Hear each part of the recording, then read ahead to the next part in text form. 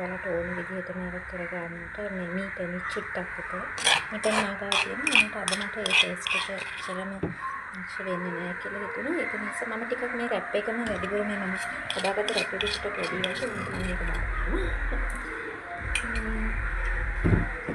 මේකට මම තව එකතු කරලා තියෙනවා මේ සුදු ලුණු චිකන් කප්පන්ට සුදු ලුණු ටිකක් තැම්බෙන්න දාලා ඒකත් මේව කරලා තියෙනවා. මේ මම දාන්නේ මොසරෙල්ලා චීස් එක කොත්මලේ එකේ. මේක ග්‍රේට් කරලා දාන්න පුළුවන්.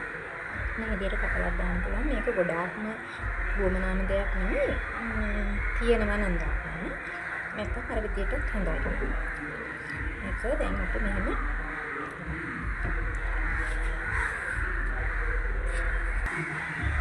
ඊළඟට අපි මේක පොඩ්ඩක් ටෝස්ට් කරලා දාගන්න. ටෝස්ට් කරලා දාගන්න.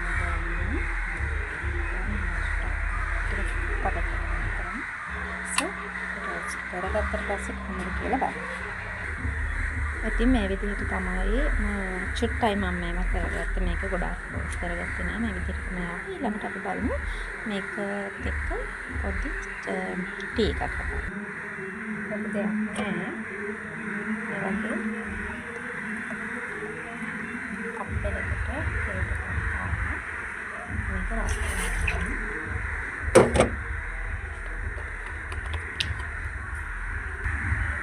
තේපෙන් චුට්ටක් වගේ ප්‍රමාණයක් කට් කරන්න.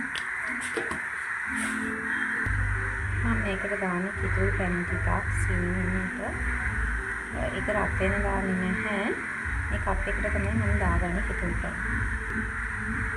ඒක රත් වෙනවා. මේකට පෙරලා ගන්නවා. මේ විදිහට තමයි ඒක